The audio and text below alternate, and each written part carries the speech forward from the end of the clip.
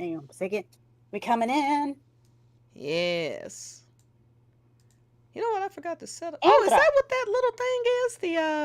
I was wondering what that crown is. I don't know why I kept thinking of Kingdom Hearts every time I saw it. Really? Yes, and then Kingdom Hearts immediately popped in my head. I have no idea why. Honestly, there's no not seeing that crown shape without thinking of either Kingdom Hearts or Princess Peach. Yes. There is no in between. It's one or the other. Thank you, Charles. So you can hear us just fine. Loony, you Oh, there? Hi. yes, I'm here. Yay! Hello. We're Hello, live. everybody. Hello. We're gonna give it just a couple of minutes. Thank you. Thank you. Hey, Kevin. Hi, Hey, Kevin. Charles. Hey, Tana. Woo. Everybody's Hello. coming. I'm a PNG. Yes, just to explain, Loony was going to be on camera, but we had some technical difficulties. But I promise the next time we have him on, we will have everything settled. I'll make sure to buy a second webcam. Yeah, you can get them pretty cheap these days. So yeah. Yeah, my favorite one is the one that I'm using, the Nexigo. Nexigo. It gives me the It HD. sounds like Mexico, but Mexico. Right? So, like, it's almost spelt the same way, too. So Yeah. it's just like, it gives you, like, the HD 1080p camera. Blah, blah, blah, blah, blah, bloop, bloop, bloop. Yeah. All those Nice. letters and words and stuff. Hey, Yes, Nightmare. all the letters and words. Nightmare, so good of you to join us. Yeah, we're going to get started in just a second. Happy birthday to Cloud. Whoop, whoop. Yes, happy birthday to our baby boy. Yes. Happy birthday. He has been my Arguably favorite one of the- character for too long. Yeah, and he is still the most traumatized Final Fantasy protagonist. Oh, Period. no doubt. I mean, my God. Period. Titus found out he wasn't even real, and he had a better time than Cloud Strife do. Honestly, like, I think the only one that comes close, and I like marginally close, is Clive. He's the only one that comes close. Yeah, now It let's not took get them too many how spoilers on long? this, by the way, until we get to the spoiler part. Right? But yeah, I stand by my statement. Most traumatized. Oh, Yeah. Tana said we serving looks right now. Damn right Thank you, we girl. are. Thank you, We girl. got to. Yes. All right. Okay, so let's go ahead and get started. All right, so of course, this your girl, Stygian Stilettos Gamer, aka Stygian Sis. I have with me the beautiful Ria. How are you doing today, Ria? I am conscious. That's about as good as you get. That is, hey, look, that's all we can ask for in this life these days. Us I working am women, awake. us working women and working men. Whew, Lord. Oh my gosh. Girl, I'm literally over here putting on nails as I'm talking, girl. This is the kind of life I live. All right, and we have Loony with so you just want to be referred to as Loony because I see Loony Pound Cake, LoonyBin. Yeah. I know. I don't know which one to use. Yeah, I'm going Loony Loony- trying to decide. You know what I'm saying? Yeah, no, Loony's just fine. Loony Pound Cake was a random midnight, I think New Year's Eve decision that I just randomly changed my name on stream, and And it's done. yeah, don't worry about New it. Year's It Eve, was say just no a more. random thing that happened. Yeah, New Year's Eve. Say Yeah. no more. We we know, that was enough context. understand. All right, and later we may have Mock join us as well, of course. So she may pop in if you hear a voice come out of nowhere. That is Mock. This month, yes. Yeah. So Yes. all right. Of course, it is Cloud Strife's birthday. He was born August 11th. Actually, his birthday was different in the beginning, but that's another story for another day, I suppose. Well, here's the way I put it. The 19th was his due date, and then he came out early. Ooh, there we go. I like that. I like that. His So, due yeah, date. he was a little bit early. He decided to come Yep. 8/11/86. And Yep. how old would he be today? Would he be 41 today if he was? I think so. I think somebody did Yeah. the math, and he'd be in his 40s. He'd be daddy. So Yeah, ooh, he'd be zaddy. Yeah, you seen him I and having children. know. That's him at 24. You know what I'm saying? I'm just I saying. know. So like, I'm just okay, saying. here's what I I need. imagine him with Okay. like a long. Oh, Sapphire Yup. did this amazing art one time. He had this long, like he has here the ratchet, but it's a ponytail, and he has scruff. Oh my god. he'd Gorgeous. probably get a little stockier with age too. So here is my Yes. hope and prayer to the Final Fantasy VII team. Final Give Fantasy gods me- out there. Yeah, give me A 30-plus-year-old Cloud. I just want to see. I just want to see. Oh, I just want to see. Just give us a glance. Give us a glance. No beard. He can have stubble, but no beard. Nah, no beard? Okay, fair enough. He can have stubble. Poor Loony has entered the zone of the... Well, no, well, I don't like facial hair anyway, so I'm totally fine with that. Okay, because all I'm thinking about is the rug burn, okay? Take it from somebody who knows. Rug burn is a thing. All right, that's the kind of stream we're having today. Okay, all right. I'm on it, of course. All right. And on that note, so we are going to talk about what we're going to do is discuss Cloud's birthday through his basically his life journey through his relationship. So we're going to discuss his relationship with Claudia, Tifa, Zack, Sephiroth, Barret, and Aerith. Of course, he has many people that he comes across in his journey, but these are some of the key relationships that he grows in his 25 years that impact his journey, particularly in these 43 days that is Final Fantasy VII. So, let's go ahead and get started. But before we get started, I want to say, first off, if you're not aware, cloudxtifa.com is live. We are currently in beta phase, and we are working on phase 2, which will have a lot more. We'll have a lot more posts, a lot more features. We'll start, holding little events ourselves and stuff like that. And speaking of events, we have going on right now. Let's see. We have Under the Stars Discord, which is affiliated with cloudxtifa.com, is having Strife summer event going on from August 11th until August 13th. This is Cloud's birthday event, and let me show you here. There we go. So that is his birthday event, and that's him and Tifa riding Fenrir.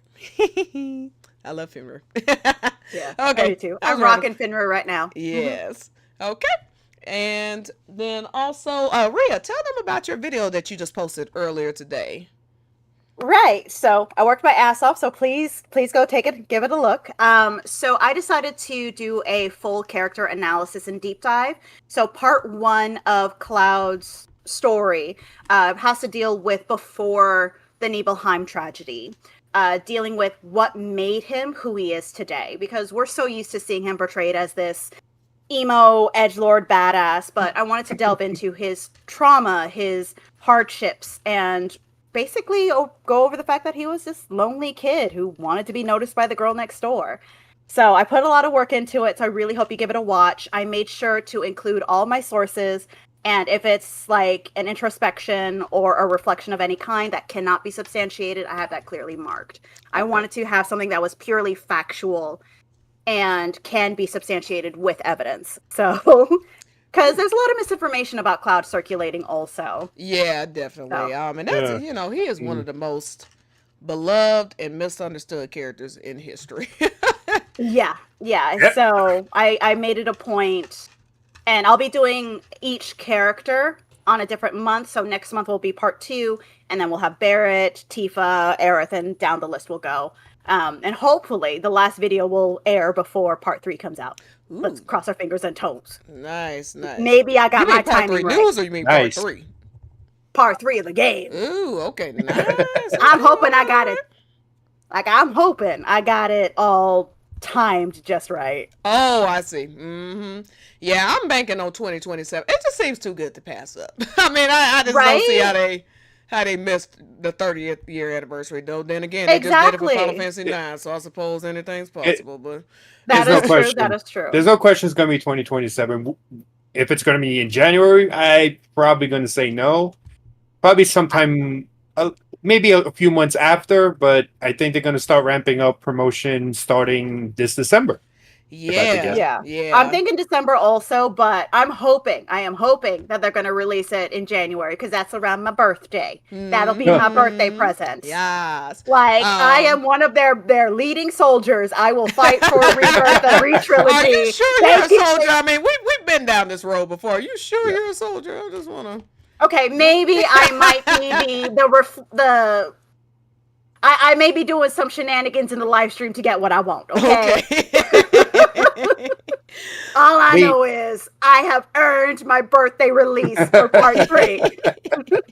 I mean, I would not mind it either, because then that would mean that next month it would align with my birthday the following month. So I would take that as well. Awesome. Exactly. So it's our birthday. Hell yeah. They owe it to us. When did Rebirth come out? It came out in January. 29th. Oh, well, never mind. I already got my birthday wish. Yeah, no, yeah. You already got yours. And one of them with was part released 3, in January. with part 3, it's either going to be January, like you said, it's either going to be the anniversary, or it's going to be 7/7. That's my predictions. It's just 7/7, 27 just seems too good to pass up. I know, but it released on my birthday. Okay. Released near my birthday. I don't want to wait I hear you. Trust me. All right, and last, before we get started with Claudia, of course, please help support the channel. I will be streaming a lot more. I know I keep saying it, but I actually mean it this time. Things are smoothing out a bit, so yes, I will be streaming a lot more. But yeah, any super chats and things like that that you send in will help support the channel, help me grow, get more, get better equipment to stream with. Sometimes I have some equipment issues because I've had this equipment for years, so that would help a lot. Really appreciate it. All right, so let's get started. First, of course, the most important relationship that anyone has is, in the first relationship is the one with their mother. So thus we go to Miss Claudia. Oh, okay, hold on. Let's see, Miss Claudia. Let's see, there we go. Oh, no, okay. Claudia, there we go. There we go. Yay. So, Claudia Strife. I assume it's Strife, right? I mean, that's my yes. Right. Yes, the beloved mother of Cloud Strife. I think she had him when she was 17 or 18, and soon after he was born, his father died. So it's pretty much been him and Claudia. Yeah, so it's pretty much been him and Claudia his whole life. And even though he doesn't talk about his mom much, and she hasn't shown much, you can just feel the pain in him when she is brought up. Like, you feel the love, but also the pain. And I think, when we talk about Cloud and the man he's come to be, I notice his, in general, his fervor to help particularly women in trouble. And I feel like growing up with a single mom in a traditional town like Nibelheim probably instilled that in him somewhat. He probably saw his mom, get looks and, probably even get, I guess suppose bullying may not be the right term, but, oh, no, she was. Yeah, like she ostracized. You even see people talking bad about him and, like her and Cloud to Tifa, if you read Tracer's 2 Paths. And so I think that experience stuck with him a lot.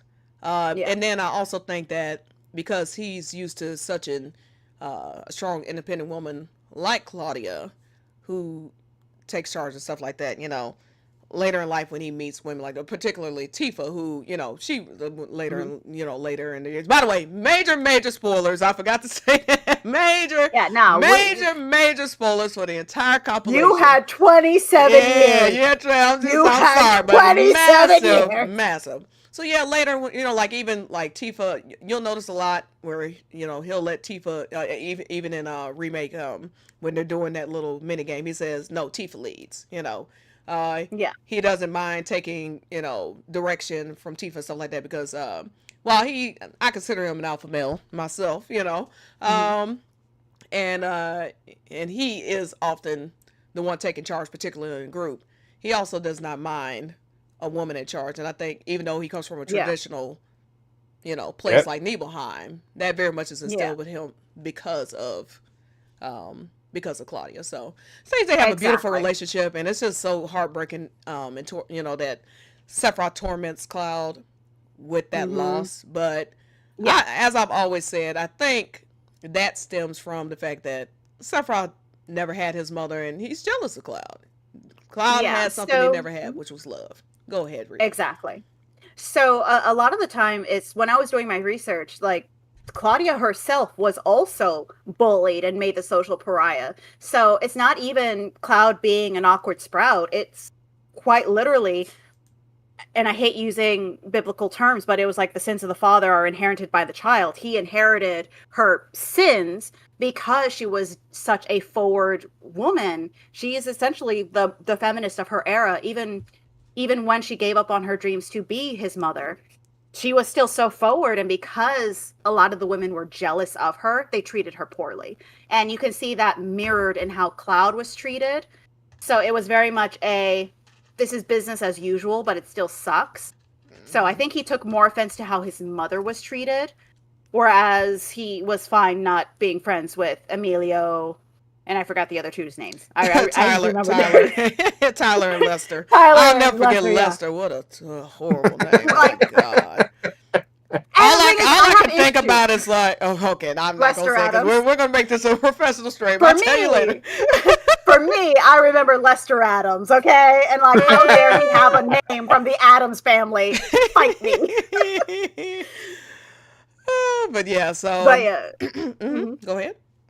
No, it's just like to your point about Sephiroth, like it's not just that he tormented him with Claudia's death. He recited her last words to him. Yeah.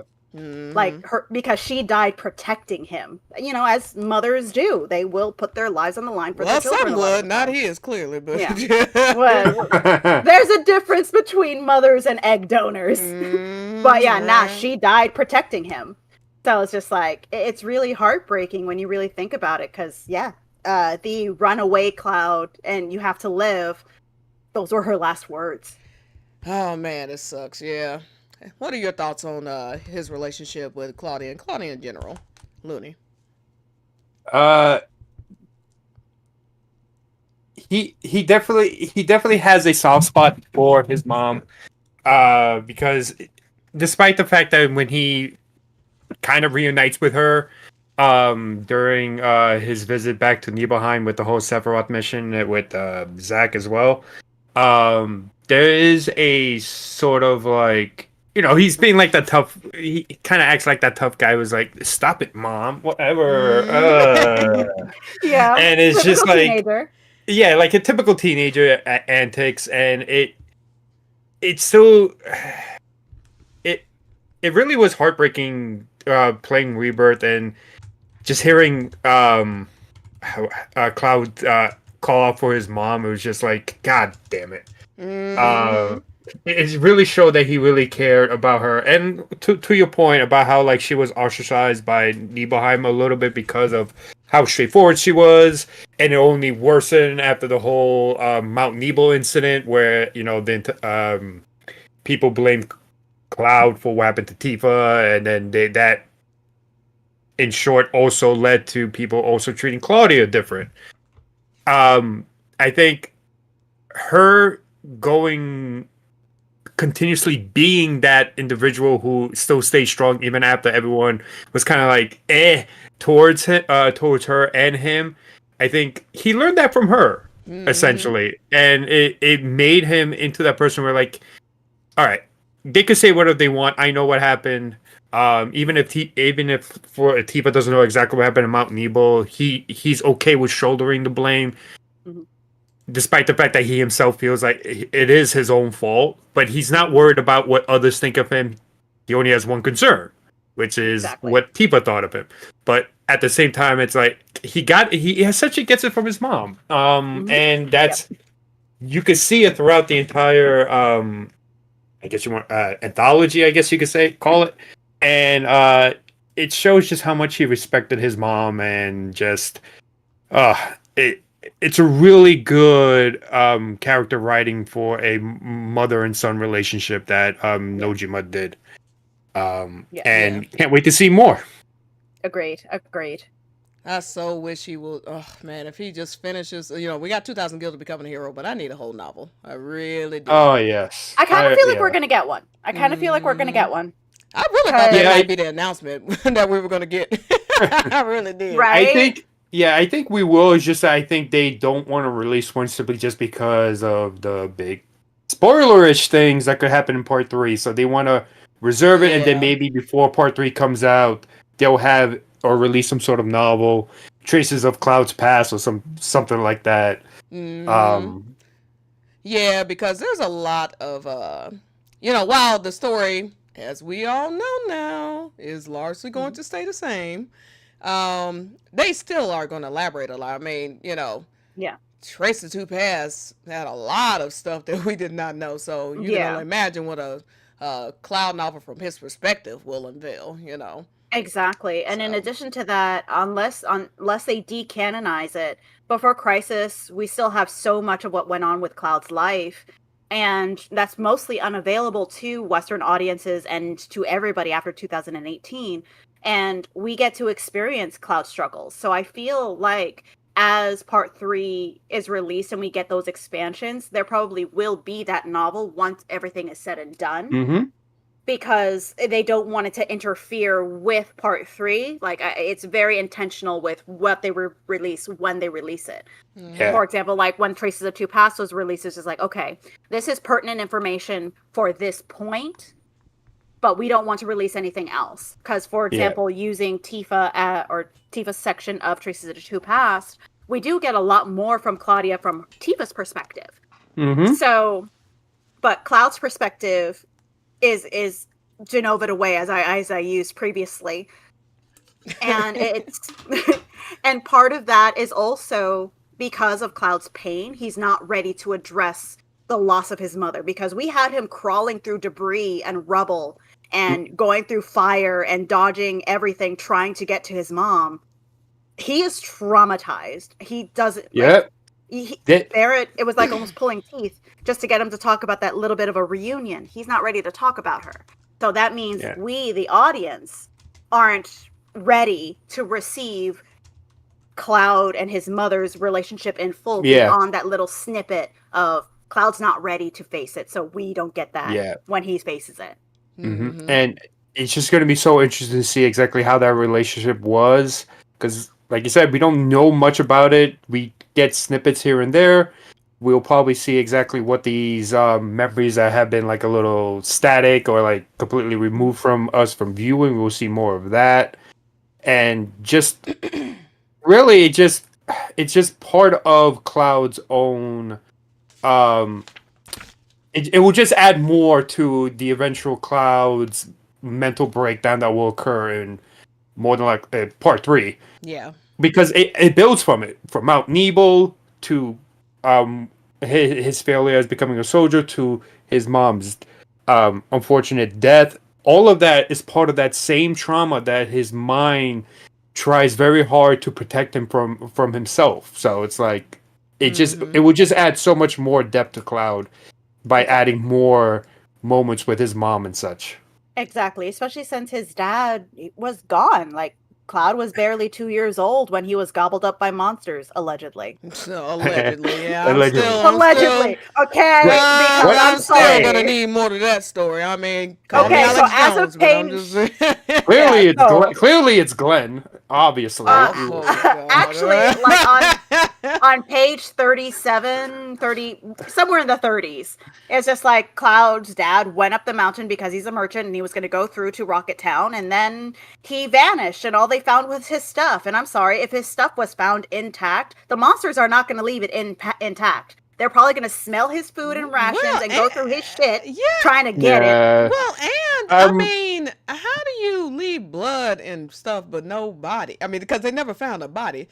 They never found a body. They never found anything. A body. I mean, maybe I just watched too many crime shows, but rarely is a body just unless there were pigs all throughout that. I mean, exactly. So the monsters are going to leave behind remains.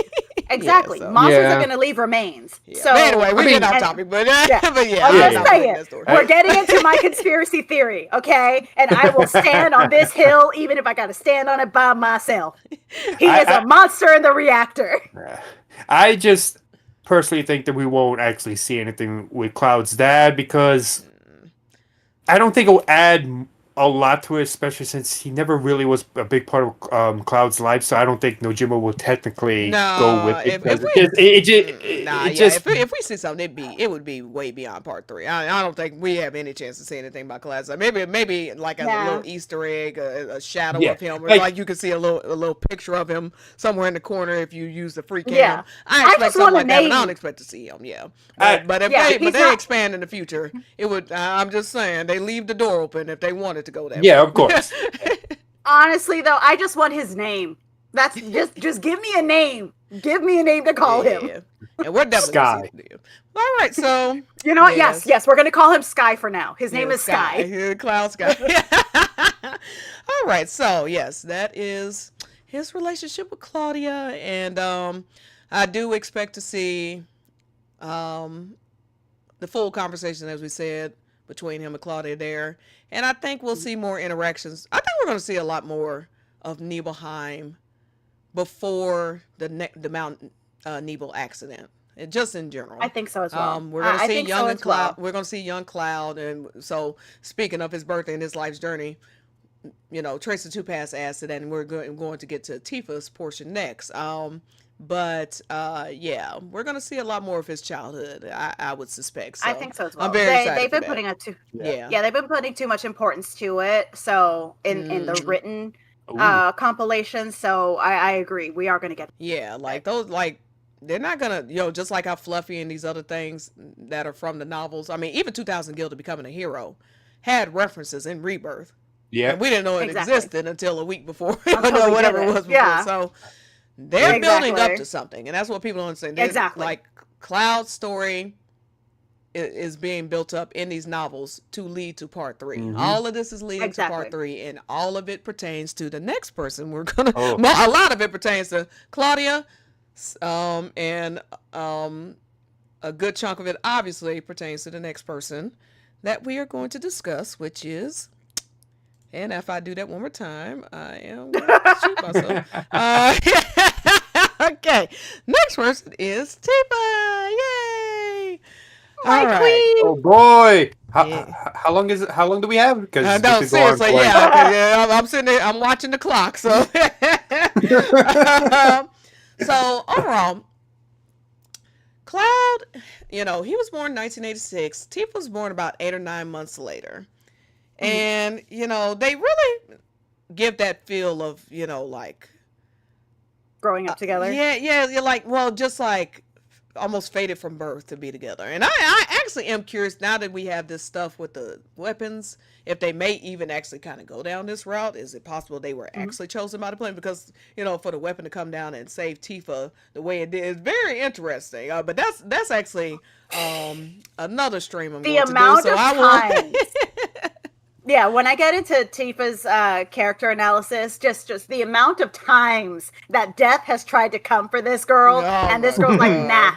And you know what? I think probably, it's her cat. And her cat Cloud, is like, by the way. Cloud, yeah, Cloud too. These two could write But it's just I think her cat is like a descendant from Freya with all the crap she's pulling. Wife of Odin. For real. Yeah, Odin's wife. And we know Odin is up there in the mountains and be like, yep, wifey is protecting Tifa. Don't even get started on Tifa and Odin. That's another stream too, girl. But yes, so... Tifa is literally the girl next door. I just find that adorable, and she was the girl next door again when in Stargaze Heights. But yes, of course, since we have a whole compilation now, in the original, there's a lot less clarity about their younger years. But Tracer 2 Pass has now said that Cloud and Tifa were very close from the beginning, like from the womb, practically. Pretty much, they may as well have been milk siblings milk siblings at this point. Yeah, but so just like so they used to play together. I mean, to the point where they would freely go to each other's houses, like open the door and just walk in, let themselves in, walk right in as they please. And you see, which says a lot, because just like, somebody get this child before she eats all my food. Nah, just like, that's my future daughter-in-law. I doubt that Tifa's but yes. So they basically she's been there from the beginning. As long, she's been a fixture in Cloud's life as long as he can remember. And there are some pivotal moments in Cloud's life, obviously. I mean, she's there throughout every iteration of Cloud's life, other than literally him and Soldier, which is the only part that Zack is there and she isn't. Zack and Sephiroth. Exactly. And they just have it's such an interesting bond because they, there are indications that, before they even realize it, they just have this love for one another, this fixation on one another. And Cloud, around the time of Tifa's mother's death, like when she falls ill, he starts to become distant, and it's right at it isn't explained why yet, but that is clearly something we're going to get an answer to. There's too much setup once again for that as well. But yes, when her mother dies, she decides she wants to go across the mountain. There's this fable that this old wives' tale that spirits of the dead are on the other side of the mountain. And so Cloud wanted to be there for her, protect her, but being Cloud, not sure how to do that, and Ben's got an awkward, closed off kid, but he was always, one thing I found interesting is Cloud always kept himself in Tifa's circle, even if he wasn't directly interacting with her. He was outside her, I mean, not to sound weird, but he would sit on the water tower. She could look out. We can call it what it is. We can call it what it is. They talked about, Tifa talked about how Cloud would, sort of be part of their group. They would walk in front of, he would walk in front of them, but wouldn't interact with them. He always was like in her orbit, and she never understood. And we see a lot more of her getting the realization and rebirth now. But Cloud, because they were so close as kids, I believe, and then I'm sure pressure from the other boys, and then I also think her dad too. Yeah, but I also think because Cloud takes things he internalizes a lot of things, and I think maybe even just seeing Tifa in pain about her mother dying might have been part of why he distanced himself. Because he wasn't sure what to do. You see him even in Remake when Tifa's devastated over the loss of Sector 7. He's distant away, but he's watching. And he watches how Barret comforts her, and he learns that, and he realizes, he's learning how to comfort her because it's uncomfortable for him to be emotionally vulnerable and to see her like that. Jesse dies in, basically in his hands, his arms, and it's only after he starts seeing Tifa cry that he starts to get really emotional about it. So they've always had this bond, and so Tifa's been there through all of these pivotal moments in his life. The mountain, and what we were talking about, this is when they fell off the mountain. He decides he wants to become a hero because of Tifa. Most of the stuff that we know about Cloud before the age of 16 pertains to Tifa. It just does. Yeah, everything. This Mount Nebel accident, him deciding he wanted to become a soldier. Why? Because he wanted to be noticed by Tifa. He wanted to be Tifa's special existence, as 2000 Guild of Becoming a Hero says. Exactly. Even when when he comes back during the Nibelheim incident, he's lamenting the fact that he can't be a soldier like Zack. He's not strong. Oh, if only I were a soldier. He's hiding himself from Tifa. Zack catches him at the water tower looking at it, and we'll get into those interactions later, but Zack catches him at the water tower, staring at it, and he's like, what are you looking at? He's like, just thinking about the past. When he looks up at the stars, it says that he finds comfort in it. Same, like he was looking up at the stars right here when we look at this happy birthday. When he's thinking about wanting to be a soldier and why he wants to be one. He looks up at the stars. These things all remind him of Tifa. The water tower is called the water tower of memories. So much around Cloud's 16 years and beyond that, obviously, but we'll get to that later.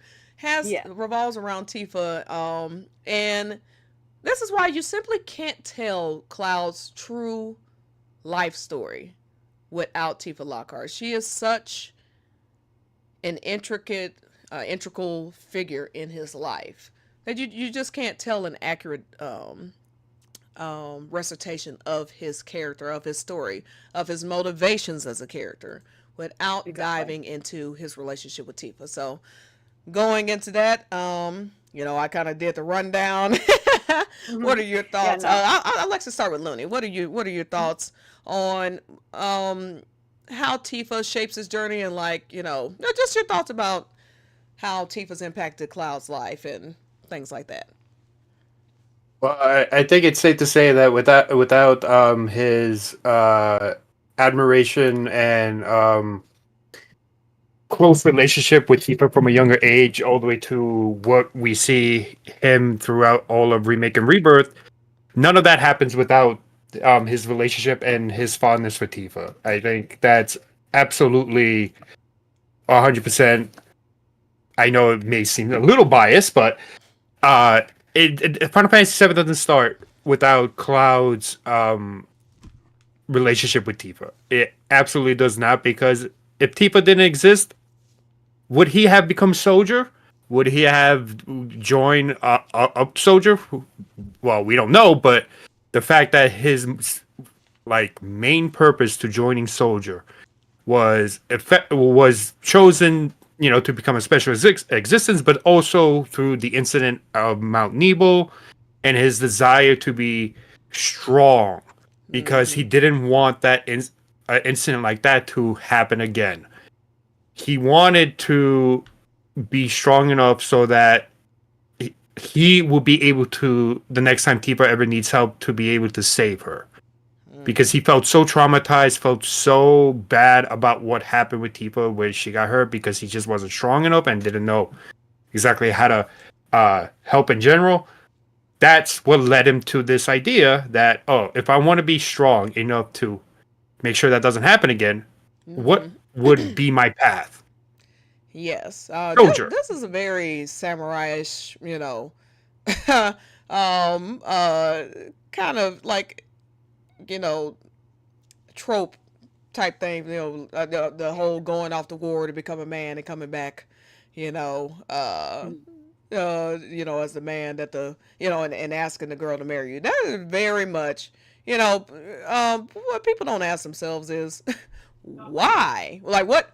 What was he doing all this for? He's, ready to go through experimentation, and, this was his motivation. He sat and thought about this for 9 to 14, 5 long years. He sat and thought about this, and that was his, what he came to is, I'm going to be a soldier because, and by the way, Ever Crisis, the 7th Eye event, pretty much confirms what we're saying. Okay, just in an alternate universe. Yes, but he said, I did all this so that I could prove myself to Tifa.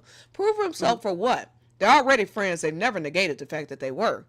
What's the next logical step? You have to understand, Cloud, the reason she sees he's an ordinary boy is because she's recognizing that this whole soldier thing, he's wanting to prove himself, as a man. So, yes, he's 14, but that's the idea. She doesn't realize it's all about her, but she sees a million of them, they all want to go for a job. They want to go gather wealth. They want to gather notoriety in that manner. Cloud is one to gain notoriety with strength as a hero. She just doesn't realize it's all because of her. Exactly. Yes, she asked for this promise because she wants to keep herself tethered to Cloud. Not realizing, not to be inflammatory, but no promise was ever needed because that was always his intent to begin with. Yeah, but she didn't know that. It's just one of those things where, as someone who can relate to something similar to that growing up, and I'm sure a lot of other boys always thought about this whenever they had a small crush on somebody when they were younger, they always wanted to prove themselves to the person that they liked. In many different ways. It doesn't always have to be strength, but Cloud chose it, and part of that was because of the Mount Nebo incident, and the idea that he chose it specifically to be like Sephiroth or strong as Sephiroth, has always been always a mischaracterization, because he didn't really care to be Sephiroth himself, but he wanted to be strong like Sephiroth from hearing all the stories about him because, he felt weak. He felt a moment of vulnerability and weakness that he couldn't protect the person that he cared about. And like what we talked about with Claudia, something very similar. His mother's strength eventually is something that he wanted to be, but for Tifa as well. Yes. And then Ria, we'll let you get your thoughts in. Yeah, that's definitely true. And yeah, it's just like, when somebody, a kid wants to be a basketball star, they'll look up to LeBron James. It's not them wanting to be LeBron James. What they see LeBron has something that they want, which is, stellar basketball skills. That's not the same as wanting to be them, or that he's the motivation for them wanting to be one. It could be, but it also could be fame. It could be money. And and in Cloud's case, his goal was strength, because he felt helpless on that mountain that he couldn't protect Tifa, and he decided to take, responsibility for it. And she never really believed he was behind it, but she had no proof. But that's how he took responsibility. But he just never wanted to feel that helpless again when it came to protecting Tifa. So yeah, absolutely. Sephiroth was simply a means. Sephiroth is the what. Soldier is the what. Tifa is the why. And again, yes, this is a Cloud birthday stream. We're talking about his life. And again, this is not about shipping. This is literally his motivations, his life story. To truly love a character, you don't have to love everything they do. You don't have to love everything about their life, but you do have to acknowledge the life that they led. You can't just gloss over 16 years of life for 43 days and act like it's all in a vacuum. You know what I mean? That is really where a lot of, I think, the mischaracterizations of Cloud come from. People are so wedded to who he is for not even the whole 43 days, for more like 3 weeks of it. You know what I'm saying? And they don't see his whole journey. It doesn't mean that Tifa's everything. Doesn't mean he doesn't care about anybody else. Nobody's saying any of that. But Tifa is a large part of why he wants to become who he becomes, and what leads him down the road to becoming world hero. His hero's journey really started in Mount Nebel accident. That's when he decided, I need to become a hero. And he says himself, that's when he started paying attention to Sephiroth. Because you also have to think, at the time there was a big war going on. Sephiroth was on the news all the time. He noticed Sephiroth. He just never cared, I imagine. But we'll get to that when we get to the Sephiroth portion. But yeah. So, Ria, what's your thoughts about Cloud? Tifa, and how she's impacted Cloud's life?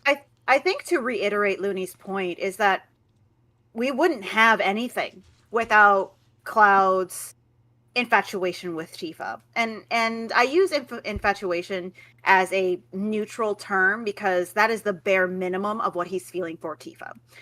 Because he had absolutely no interest in any, or at least up until this point, with the canonical materials that we've all read, played, and what have you, up until the incident with Tifa falling and his inability to save her, he had no interest up until that point to be with Soldier. He had no interest. No ambition for it at all. So we wouldn't have anything if not for Tifa and the accident leading to the inciting incident to mold Cloud into who he is today. And we wouldn't even have OG, him going on the first reactor mission, would not be without Tifa. Cloud not being Genovaed would not happen without Tifa. So much of the, so many different points of he wouldn't even be conscious without Tifa. Exactly. Tifa will always be the inciting incident. And this is not me saying that, oh, it's all Tifa's fault. That is in no way what I will ever say. Because in the accident, she was a child and nobody was telling her the truth. Cloud himself chose to be the social pariah so that she and the others wouldn't get into trouble. Cloud himself made all of these decisions of his own volition, not because Tifa told him to. Exactly. As 2000 Guild to Become a Hero has stated, he made all of these choices of his own volition, so there's no blame to be assigned anywhere. But his motivations are so intrinsically tied to Tifa that nothing would happen without her. And I think people are starting to slowly realize now that the game is being so fleshed out. So even though to me it made sense in OG that it was always her, but now we have like even someone like pulling an ostrich, head in the sand, ignoring it. She's still, there would be nothing. There would be no Cloud without Tifa at this point. Absolutely. At least with yeah. Oh yeah, and I was just going to say, yeah. not to interrupt you. Yeah, I was just going to say that. And the reviews and the reception has been very clear. You know, we get lost in this Twitter battles, Twitter world all day. You know, well, not you anymore. You had enough sense to leave, but I dipped. Yeah. Posting on Twitter was like gave me the heebie. I had to take exfoliating baths after like getting out of my hazmat suit just to get out of there. Hang on, what's going on? Yeah, but sorry, that's me. Sorry. No, you're perfect. But yeah, what's going on? I dipped. You like, I will.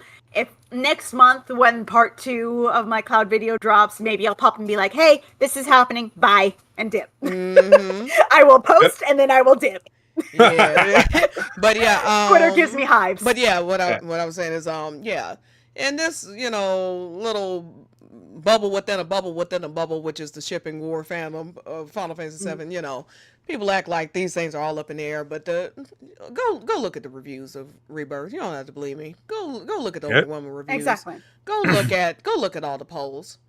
Go look at who still is the number one money maker over at Square. Literally, they just came out with a financial report. Okay. Yeah, sure. She helps me make money. What you talking about? Go look at gaming websites, who they were out there posting about, including PlayStation with their 43 million followers. Okay. Okay. Just on Twitter alone. Who they made a Valentine's post for this year, who they did kiss. I mean, we had kiss after kiss, you know, thing. We did have the kiss cams. I mean, this is, and when you talk to the average gamer, I mean, even people who are not in the, who are Aerith declarants, who are not in the shipping realm, like who were not deep in this, they'll tell you, like, Tifa's overwhelmingly the choice. I mean, for people, it's not, and again, it's not anything to do with one being worse than the other, and blah blah blah. It has nothing to do with that. It's just people understand the story. If you like remake and re-trilogy, like the re-trilogy is being so clear with Cloud's portrayal this time around. There was a lot of stuff, and this would be interesting to do one day, but like, you know, like in the other one, he was stealing panties, you know, like stuff that was like way out there, you know, like not even stuff Zack has shown to do, you know, like because like back in the day, you know, like Zack was like this nebulous figure, like we don't know who he really is, and whatever portrayal Cloud gave us, you know, it's like what we had to go that and Aerith, which is why unfortunately Zack is still hated by a certain portion of people to this day, because all they had was Cloud's actions and Aerith's words to go on. You know what I'm saying? Exactly. Now, but yeah, so we're seeing a lot more refined, concrete version of Cloud, and you can see all these beautiful relationships that he gains with the people over the game. That he loves. You know, he loves all his friends dearly. He has sweet moments with all of them. But yes, exactly. But it is clear that Tifa holds a certain place in his life that simply, you know, like it's not going to be replaced ever, much less in 43 days, much less 2 weeks. Exactly. Okay, so something to also consider is the fact that we say 16 years, but in actuality it's 21, because for 4 of those years, or excuse me, 5 of those years, forgive me, he was frozen. He was stuck in time. So 4 of those years he was literally suspended in animation. Like he can't think nothing. We don't even know if he was dreaming at that point. And then for the following year he was mostly catatonic. So it's pretty much he didn't have the chance to move beyond that point because he wasn't fully conscious. Part of falling in and out of love is a conscious decision almost.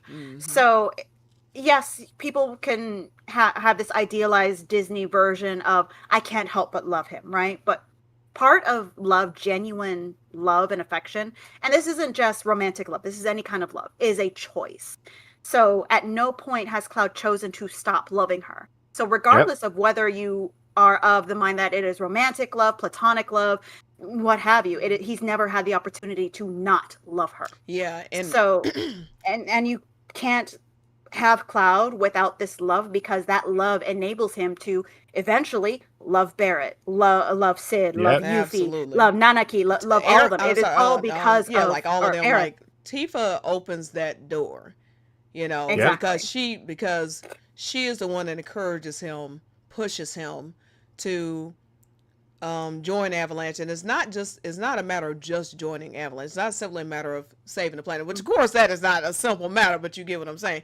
It also, she sees that she wants him to be the kind of person who puts his heart out there and opens up to others, you know, because she says, you know, she basically tells him, like, you need people. You don't have to be best friends with everybody, but you do need connections in your life. And that really opens the door, because you see him, you know, people like to attribute his being opened up with Aerith, but really you see him opening up in chapters 2, 3, and 4 with Avalanche long before that. And it's because of Tifa's influence. Exactly. I mean, from childhood, for years, she's inviting him to join and so it's a continuation of their childhood, because yes, originally the other boys in their group, because those were the only other kids in their age group, they were assholes. They were little assholes. Kids are assholes. Yeah, but it was still Tifa trying to include him, trying to be like, hey, come join us. And yet now she is in a peer group that wants Cloud to be involved with them. So Avalanche. So even though Cloud was the asshole this time around, it was still her trying to get him to be included, opening him up. And it's not forcing him. It's, hey, she always held the door open for him so that he could take that step and go in. She put it through the vehicle of, you know, this is the way you make money. You want to make money? This is how you make money. But because he opened that door, then he let his guard down. So he started to let his guard down, and then he realized, this is good. Like, okay, cool. And I think the major thing is they're removed from the politics of Nibelheim now. They're removed from all that baggage in Nibelheim. These are brand new people. He can be any person he wants to be now. I mean, which I may not be the greatest thing for Claudia, but he also has a larger peer group. No pun intended. Exactly. But he's got a larger peer group now. It's not just these three little assholes. He's now got a whole bunch of people. I'm gonna call them what they were. They were little assholes. Okay. I mean, she opens the door and gives him a little push. That little push is just inviting him to at least get to know others just a tiny bit. He doesn't have to become like the greatest pal in the world, or or anything like that. He's still an introvert. Exactly. Just get involved, talk to people, chat a little bit. You may not like Wedge or Biggs, but just chat with them, and then all of a sudden you see that small growth of him actually enjoying their company, actually bonding with them, smiling with them. Exactly. And also it's still giving him the choice. Exactly. It's not her pushing him to hey, just be friends with this person. What are you doing? Come on, Ed. No, she's not dragging him kicking and screaming. Exactly. It's allowing him to just have that feeling of just being out in the open and just slowly making those bonds, making them grow. And Tifa's the one that helps push him with that. Exactly, because I think part of it is also for I'm an introvert, right? I like being at home. Same. Home is where my stuff is.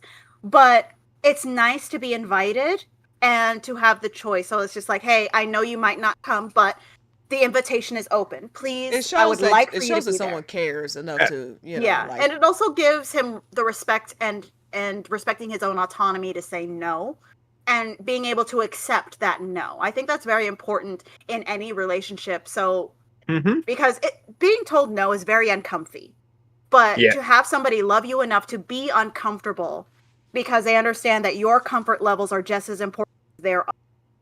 That is something very powerful, and why I think why I imprinted so hard on Cloud and Tifa's relationship, because it is very much I'm respecting your space, but the invitation is still here. Mm-hmm. Yeah, exactly. And it's just like, do you? And she Yeah. will hold his I hand. mean, you're not saying so that he anything can do the that you're thing. not saying anything that Nomura, I believe, already said in reunion files. Exactly. He said basically, Yeah. it was out of Nomura Nojima, forgive me, but basically Yeah, said no, you're that fine. Tifa, has expressed herself, but she doesn't like to, she To basically force doesn't it. push Cloud or Yeah. force Cloud to do things. And Exactly.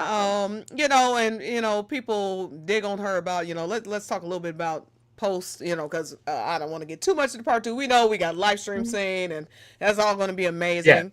Yeah, But just I'm to ready. touch a bit on post OG, this is, everything we talked about is why their relationship endures. The word that always comes to mind for me when it comes to Cloud and Tifa and Cloudy is endurance. It always endures. It's one, because you have that connection from birth, essentially, and this love that is, forget romantic, whatever, just they have a love for each other that is rooted in just pure innocent childhood love. And so that's why even as adults, when they're holding each other's hands, they're just like that we just saw chapter 8, like they're still like sitting there all blushy like two little teenagers. Yeah, they're so cute. They're so cute. adorable. I mean, it's just like, even though they have all that sexual tension as adults, it is all, like I always think back when Cloud was headcanoning, Tifa in Remake chapter 1 and chapter 8, when he was with Jesse and Aerith. And by the way, that's very targeted, Jesse and Aerith. These are the two that he's headcanoning Tifa with, but I digress. He's not thinking of Bombshell Tifa, this one we're looking at here right now. He's thinking of that little girl he grew up with. Exactly. And so it's just that innocence at the end of the day, and that respect and unconditional love. So and sometimes Tifa has to kick him in the ass. That bedroom scene and having children. That's uncharacteristic of Tifa. Normally, she can guide him without making him feel led. She can, and all that. But sometimes she has to give him a kick in the ass. Like, okay, hey, our kids are kidnapped by Sephiroth clones. You need to wake the hell up right now. Okay, it's one of those like, it's one of those. Normally, I would give you all the time in the world. They take their like. Girl, it sounds like you were cussing up a storm or something, because you all your audio went off. I don't know what you just said, but no, what I was saying was that it's just like I think for her, it's just normally she would give Cloud that time, but given the circumstances, just like, sorry, my babies are in danger, and those are the only two existences that matter more to than Cloud. Yeah. Because those are her kids. But I think part of it is just that the two of them continuously choose to keep loving each other in spite of Cloud going through his mental decline. He is not okay. Yeah. And yet she's not holding him responsible for something that he can't control. So he's essentially going through, you can compare it to having a mental health crisis, post-traumatic stress disorder, schizophrenia. Anything. Like, she is not blaming him for what's going on in his brain. She is still choosing to continue loving him, even though it is hard, and she doesn't know what to do in order to take care of him. And that's within the breadth of Rebirth. She is still choosing to love him, still choosing to be there, even though it is. And that is another mark of genuinely loving someone, because it's very easy to leave in the hard times. And in instances like this, we couldn't really judge her if she did leave, because it's just like, okay, I have to take care of me also. Like, we don't. But that's also why that's also why she's Cloud's heroine, because she never gives up on Cloud. Exactly, because I will never falter. She may waver for a moment. She may, not be sure what to do. But her, but Aerith's role is to save the planet. She never gives up on the planet. Tifa's role is to save Cloud. And at the end of the day, she always is the one to bring him back, even in having children. What actually gets him to drive forward is that bedroom conversation with Tifa. And that's when he decides, despite how he's feeling, he goes, even though he doesn't believe he can do anything, he still goes. Exactly. And it's only then that Aerith is able to reach him. And then, Vincent and whatever, and the words that people have probably been saying to him for a while are finally starting to reach him. It took Tifa breaking that ice first. Exactly. I'll let you have Uh-huh. your But last thoughts, and then we're gonna have to go on to Zack. But go ahead, Looney. I'm just gonna just say this: no relationship is perfect. There's ups and downs. It doesn't matter how happy a couple looks. There's always going to be ups and downs, and if you are able as two people together overcome those obstacles, those ups and downs, and continue to love each other and continue to respect each other, that's how relationships can prosper and grow emotionally, and that's exactly what happens with Cloud and Tifa. You know, it just the constant emotional growth, despite all the hardships that they encountered, they're still together, even at the end of Advent Children, and just Through Dirty continue to Cerberus be and with each other beyond. no matter what. And that is a realistic relationship. It's very appealing to me. I don't know, and I really do not mean this in a condescending way. But Disney fairy tales seemed a lot cuter when I was 10. No, it just looks so unrealistic, and I think that's part of like I mean seriously though. I mean it's just like this whole like boy meets girl, boy falls in love, and blah blah. Yeah. And then, we live have a live. It's just very it's just not all that realistic. And I'm not saying that every ship that I like is like Cloud and Tifa, but I don't cling onto a ship this hard that isn't like Cloud and Tifa either, because I want to see something that I can relate to. I'm not always going to be, having like, somebody who, a lot of us have bad days, suffer from depression, stuff like that. I'm not always going to be a peach to be around. I don't want somebody who, if I have a bad day, they just going to walk out the door. Oh, it's getting too hard to walk out the door. I got to find somebody fun, and it's like, not every day, like life is hard. Not every day is going to be sunshine and rainbows and picking flowers and shit. You know what I'm saying? Like, and a person like Cloud, who already suffers from a lot of self, doubt and and things like that. He has a lot of internalized, I won't say hatred, but like internalized doubt and fears and all that. He needs someone who is going to go the mile with him. Not someone who's gonna, the second things get tough, run out. Okay. And that's Tifa, and vice versa, because Tifa has a lot of insecurities and things herself. So, and I just love what Re-Trilogy has shown, like that beautiful scene that's in chapter 12 where he, she's like, I want to do everything I can for the planet, but I'm just not sure how. I'm feeling useless, etc. And he gives this beautiful speech to her. It's a shame it's a missable scene, because it is one of the most beautiful scenes in the game. And and by the way, just a little bit before they kiss. So the last thing I'll say is we mentioned Wedge. Wedge summed it up nicely. He said nobody would do something this crazy for money, and he was absolutely right. He wouldn't. Cloud's doing it because he's in love with Tifa. He wants to be a special existence to Tifa. This is all about. It doesn't mean every single action, every time he turns left instead of right, is for Tifa. But the core motivations of Cloud Strife as a character are wrapped up in Tifa, which is why it will only ever be Tifa in that live stream scene. It will only ever be Tifa that he ends up with. It's the only, and you have to think about it from the perspective of, like, from Cloud's point of view, his happy ending is being with the girl he's always loved, the girl he's always been infatuated with. He just kind of accidentally saved the world in the meantime. I mean, that's really what it is. It's just like, like when you really boil it down, this is a typical girl next door story. He wanted to impress the girl next door. He accidentally saved the world in between. Exactly. Yeah, and his goal, prize but... is Tifa, and Tifa's prize is him.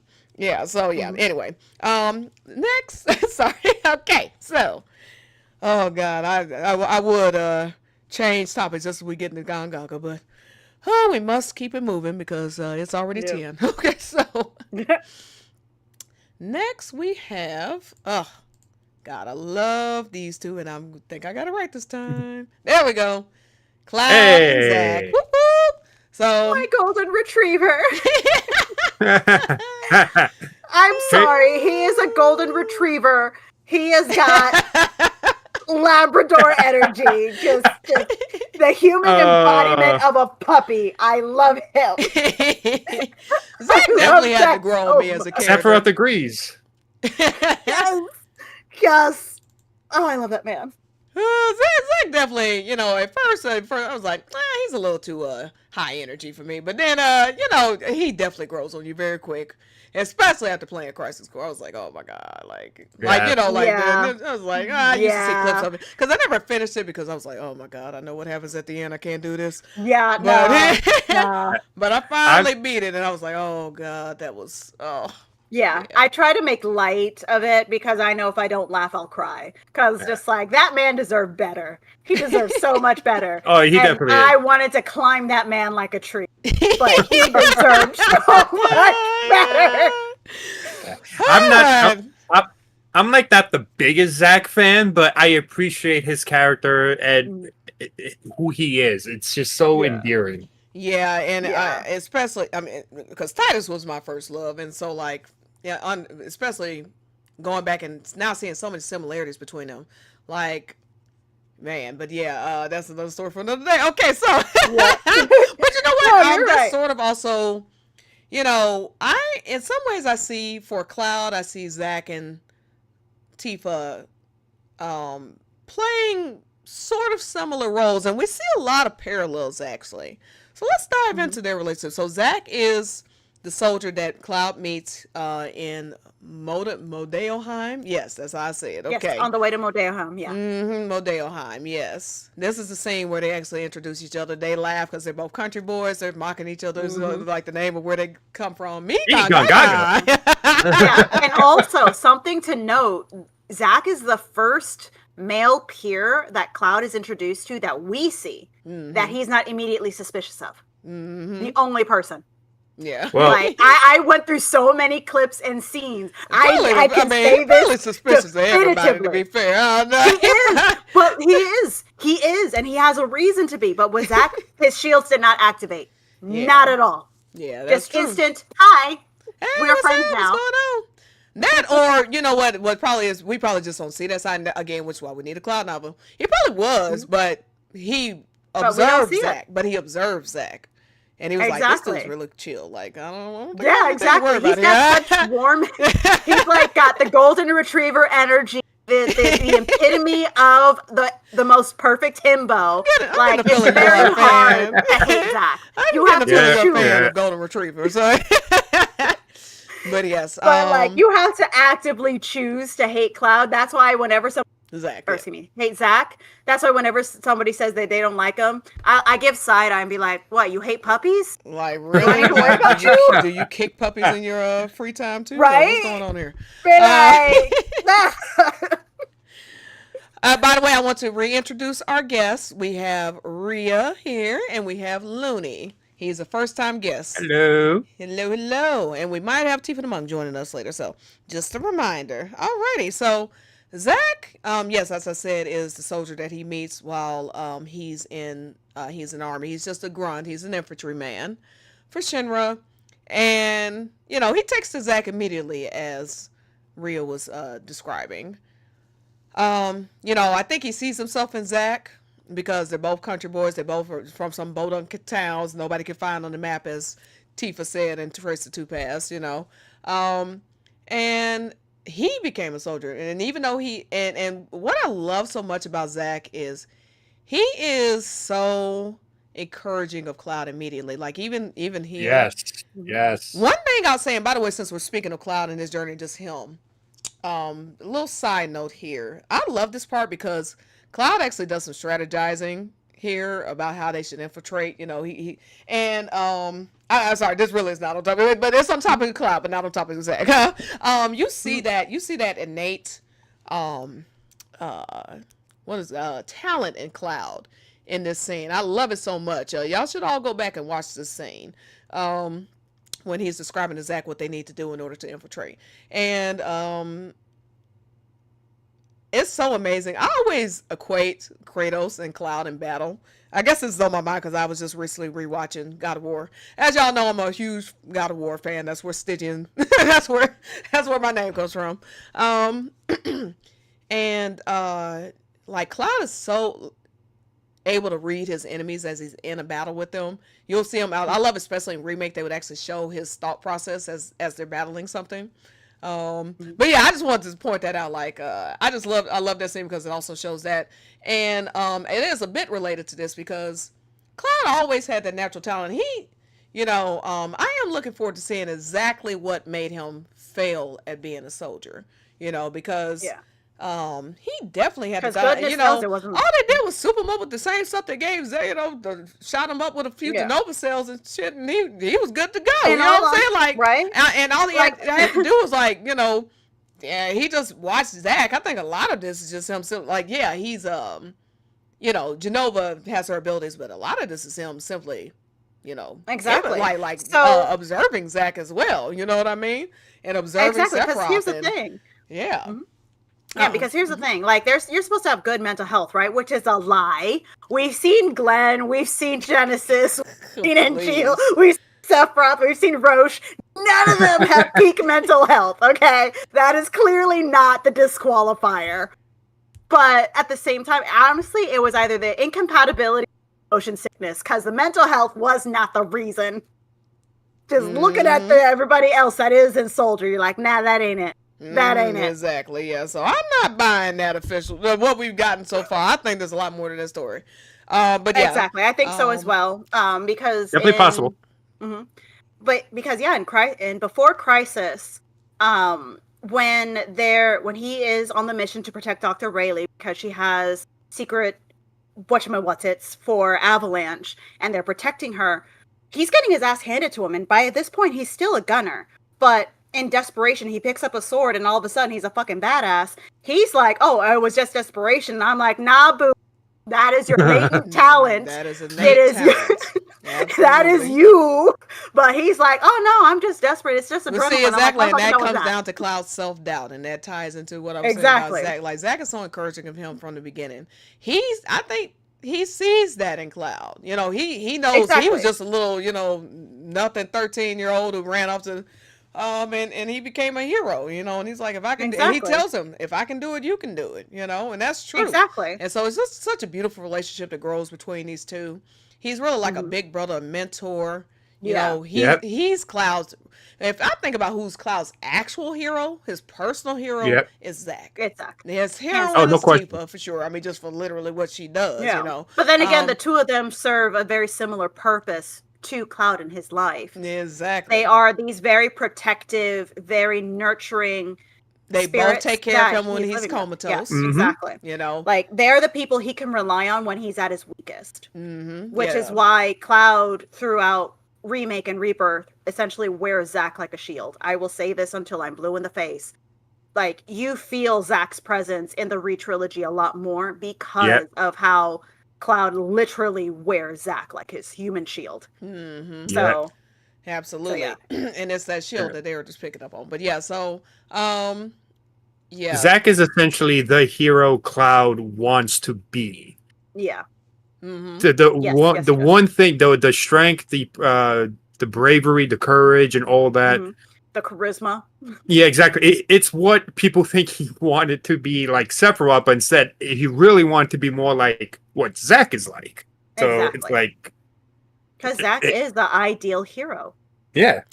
Yeah, that's where a lot of the subversion comes in when you think of Cloud and Zack, and Tifa and Aerith. If you're talking about who plays the hero's role, who on paper, who is the hero? It's Zack. Yeah. And of course we could also say Sephiroth. These two, big first class soldiers, but let's talk about Zack in particular. First class soldier. He's the one that had the dream of being a hero. Cloud never dreamed of being a hero. Like, his whole thing about the hero is just the strength and the recognition for Tifa. It's the ideology. It's no different. Yeah, it's no different than Aladdin, why he wanted to be a prince. He didn't care about being a prince. He cared about what would get the attention of the princess. Okay? Exactly. That's so I think what it's he safe cared to say, about. Yeah, Yep. so I think it's safe to say Zack wanted to be the hero. Mm-hmm. Cloud wanted to be Tifa's hero. Those are two different things, even if very hero different is things. part of the sentence. And I'm Mm-hmm. frozen. There we go. There I am. Exactly. But yeah, so it's very much like Zack, he did have these ideals and he Visions of was the grandeur. yeah, but he was also the embodiment of what the world could be, of what Soldier could be. But unfortunately, Soldier is a snake, is a nest of vipers. Like Yeah, the it's deeper kind of you like go, Harvey said. You live long enough. If you live long enough, you either die or you live long enough to see yourself become the villain. Yeah, I mean, exactly. You die a Sephiroth, hero, Genesis, they all lived long enough to see themselves become the villain. Zack died a hero because he died young. I mean, it's just exactly, and it's tragic when you really think about it. But ultimately, that's what makes Zack the perfect foil to Cloud, because while their ambitions are similar, at their core, it's different. Mm-hmm. Because again, Zack wanted to be everyone's hero because he, in a way, he almost is. He was the true soldier when you think about it, because he exemplified those ideals. He exemplified what the motto, we protect, we serve and protect. He is that essentially idealized hero. So if you even look at Jason that's the Campbell's perfect works, word for it. oh, there she is. Hi. Hey! Hey! But I think part of it is ultimately when you boil it down to their core elements, Zack has this idealized view of the world. Yes, he is not ignorant of the darkness that comes with the world, but he has this ideal, whereas Cloud, he doesn't share those ideals. He hasn't been exposed to as much of the good, because the only good he's experienced in life is Tifa and his mother. Everybody else has kind of been a jerk to him. So he doesn't have the same ideals as Zack does. So he's more of a cynic, but still he wants to be Tifa's hero, whereas Zack is everyone's hero. Mm-hmm. Yeah, absolutely. Cloud is a much more personable character. Like he's very like focused. Like his acts of heroism have a very centralized. He has a very centralized motivation. Whereas Zack, like you said earlier, you used the perfect word. He's kind of idealized, it's more of a broad sense of, I just want to be a hero, whereas Cloud, he has a very specific goal in mind, unlike Zack. Yeah. And both are in some ways their downfall too, to some degree, because exactly, with Zack, he's so busy focused on the title that takes him a while. That, like as he goes along this journey, he sees what it really means to be a hero. Like it's not all bells and whistles.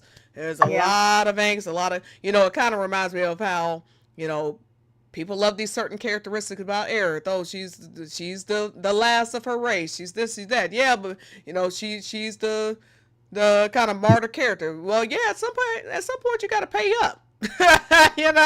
Exactly. Zack over his life realizes, there's a real cost to this. And if it's not your life, it's your soul. You know what I'm saying? The price of freedom is steep. The price of freedom is steep. You either go along and lose your soul, or you go out in the hell of bullets, and that's what happened. And then you have Cloud on the other side, who both have. I was so-called both noble intentions. I mean, especially you're talking about a time where. It's easy to forget, but there is a war happening, and so I'm sure there was a lot of devastation going on around the world, and I think there was a noble reasoning to Zack wanting to be a hero, but I think he did get caught up in the idolization of it as well, and then with Cloud, he was so fixated on the goal. He just kept saying, if I could just be a hero, if I could be, and Zack, even in this, I was trying to warn him, like, look, soldiers are den of monsters. This is not what you want. He's trying to warn him in advance.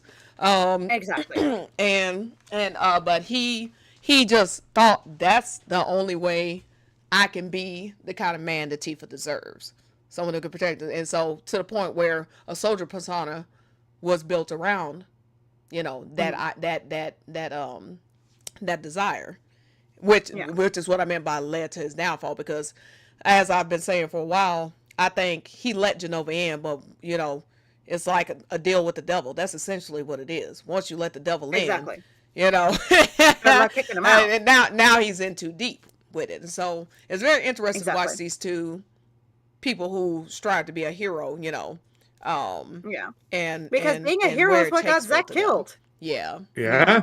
And what almost ended the world for Right? Because the thing is, like, Zack would have made it to Aerith. He would have been able to be there with her if he would have just, sorry, Cloud, gotta go. Mm-hmm. But no, he chose to protect Cloud, and that's ultimately what cost him his life. But that is also when he became a true hero in my. I mean, he was always here, but you know what I mean. Like that, he was really always a hero.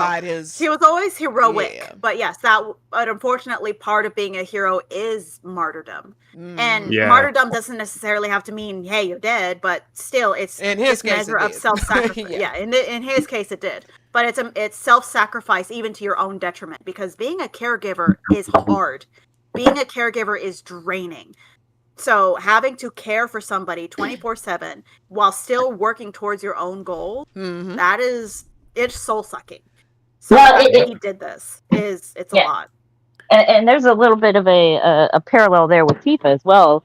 When she starts taking care of Cloud and Mediel, the doctor that's there is like, I'm worried about her because she's putting so much of herself into this that I'm worried she's going to get sick. Mm-hmm. Exactly, because stress is a killer. I say what I said. Stress is a killer. All right, last thoughts on Zack. And by the way, everyone's saying hi, Monkey. All right, that was good, everyone. Just making sure everybody can be heard. Cool. Okay. Last thoughts on Zack, and then we're gonna go because we have 35 minutes, and we still need to get to Sephiroth, Barret, and Aerith. Sephiroth probably actually won't take as long as we think, but go ahead. Last thoughts. You say that. Yeah. You say that. I'm not sure because again, sorry for coming in a little bit late, but I'm not sure if this was covered or not. But I just I always really appreciate the bond between Cloud and Zack. I think it's one of the most special bonds in the game and one of my personal favorites. And it clearly, Zack left a very strong impression on Cloud. I mean, there's a reason why Cloud clung on to this persona when he becomes Soldier Cloud. Of course, it's not an exact replica of Zack because, you know, there's a little bit of Genova's influence in there as well as Cloud's own desires. But there's a reason why it's almost like Zack replaced Sephiroth in Cloud's mind as like the hero that he wanted to be, because you know in his youth he idealized Sephiroth because he thought, okay, that's what a soldier needs to be. But then when he meets Zack, it's like, oh, that's what I really want to be. I want to be like Zack. Yep.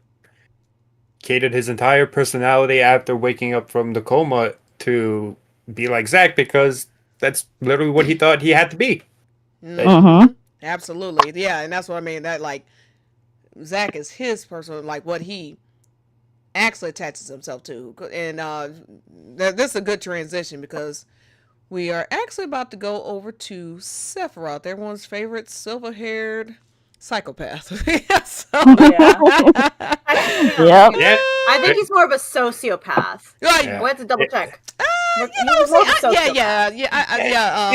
definitely the psychopath. I mean, there's no question there. Yeah, Hojo's the psychopath, whereas Sephi baby, he's a sociopath. Yeah. I can agree with that. So Sephiroth.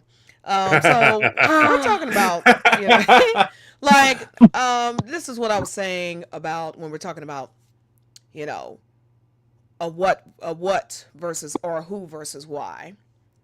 You know, Sephiroth was the who, Soldier was the what, Tifa is the why.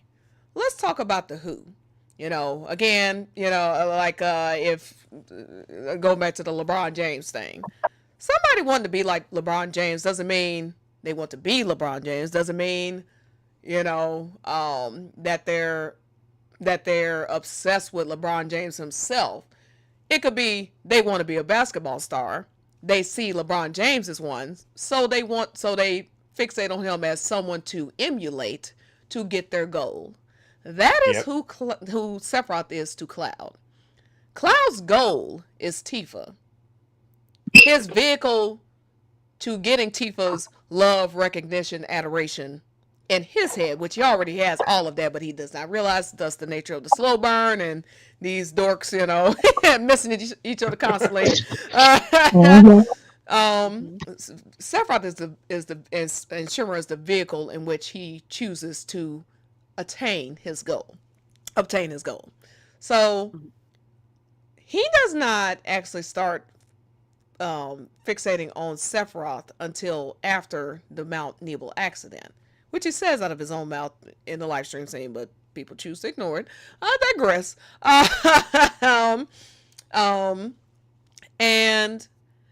But beyond that, there really doesn't seem. I think that's like there's really no relationship between Cloud and Sephiroth, which is very interesting. Their relationship really starts even when they're it was stabbed. like even when they're in Shinra together. They have so little interaction. Their relationship really starts when he's raising Nibelheim.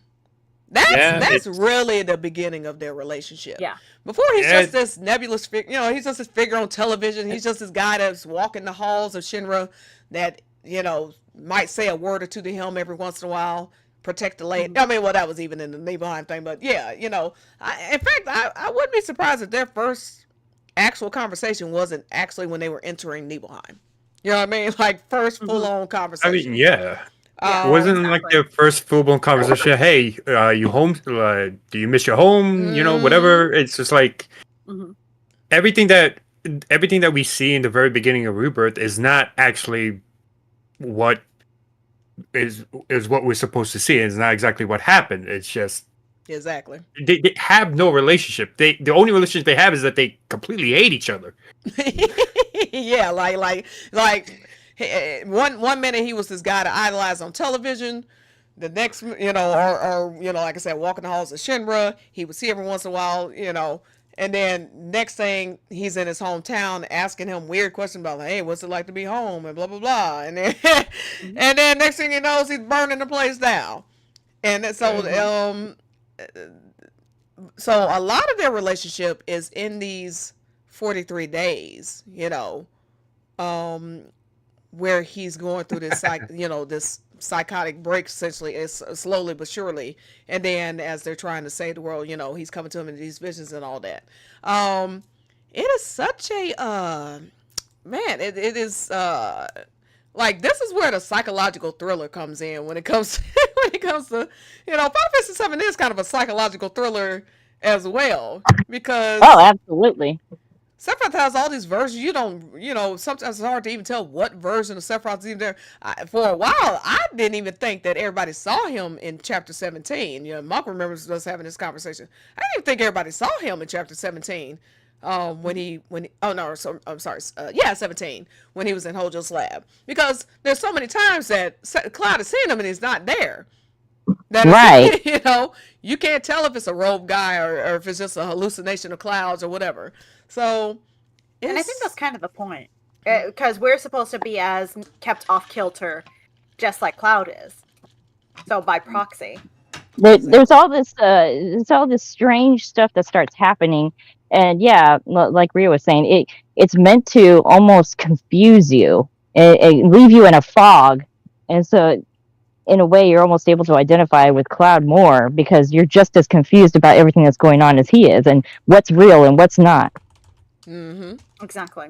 Because the thing is, like, what it really boils down to is the only reason, like I was just mentioning to Honeybun, or is the only reason Sephiroth is so imprinted on Cloud, or what can be argued is the only reason. Because yes, we can speculate that, he's like, oh, look at this life that Cloud has and I want it. But in all honesty, it really boils down to Cloud is the one that killed Sephiroth.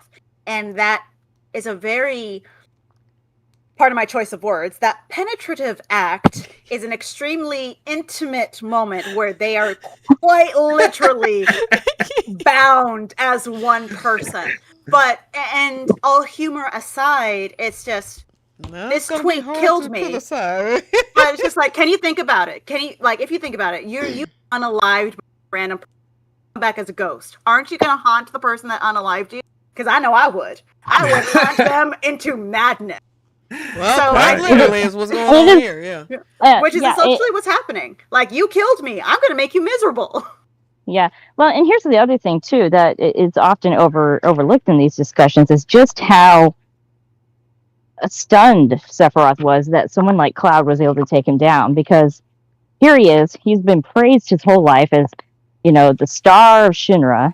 He is, the top of everything. He is considered the strongest ever. Nobody's able to take him down.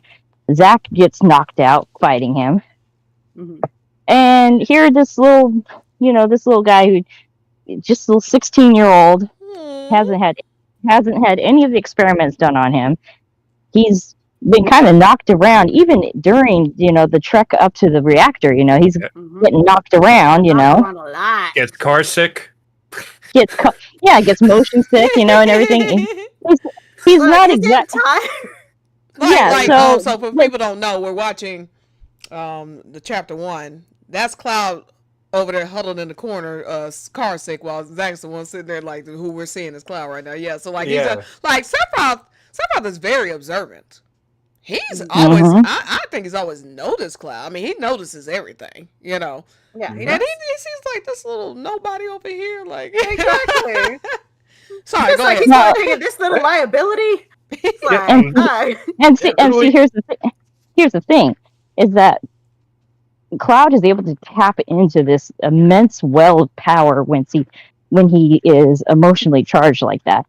When he lost Nibelheim, when he lost his mother, when he sees Tifa lying there, he thinks he's about to lose Tifa. He just flies into this rage, and I think Sephiroth just is stunned by that immense power that just came from this little 16-year-old that took him down. Mm-hmm. Because and he wants not to sound like a Sailor Moon episode, but it really is the power of love. I mean, that's like Sephiroth has never had, like closest he had to losing love in his life was Genesis and Angel. and their actions proved they were never really, I mean, clearly they didn't have the relationship that Sephiroth thought they had. You know what I'm saying? Yeah. That they I don't think if they had asked Sephiroth to join them, he would have done it, I think. Yes, he would have. He absolutely The fact would that they didn't trust him or felt that he was too much of an outsider, he just wasn't one of them. That's what broke his heart. And then to see Cloud, have a home to go to, have a mother to go to, and all this stuff, like it I think now, obviously, I'm not trying to equate the two clearly. Aerith did not burn down Nibelheim.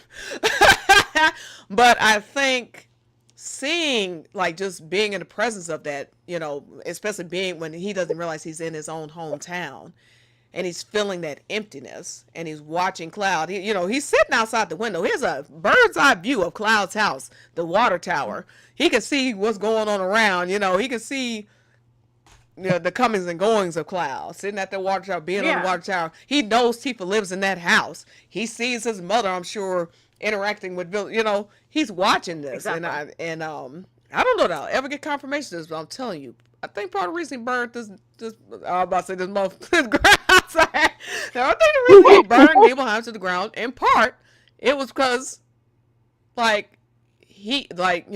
I can't have nice things, you can't have them. You know what I'm saying? Yeah. There's a sense of jealousy there. This envy. Of course, yeah. Yeah, I think I'm going to take it a step further. Mm-hmm. Yeah, I'll wait to get on. And like you were saying, and even in OG, I think they had made mention that, you see the little Shinra grunt that is supposed to be Cloud during the flashback, and he's pacing around the water tower. So, Sephiroth is up there in the end, looking out the window and seeing all this, and knows that someone in his entourage has a bond to his hometown that he does not have. Mm-hmm. Yeah. And then at the same time, maybe it's even some anger towards Cloud, like, you have all this. Who are you? This is somebody who is living in a tower, got all the wealth in the world, you know what I'm saying?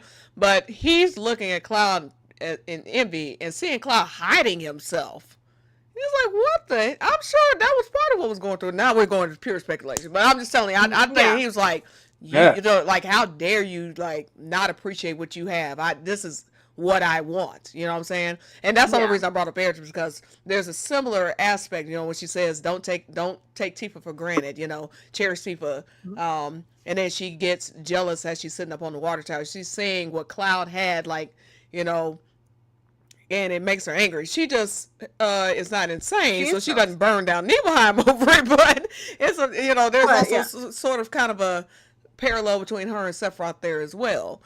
They recognize the blessings that Cloud has in their own ways. You see what I'm saying? Yeah.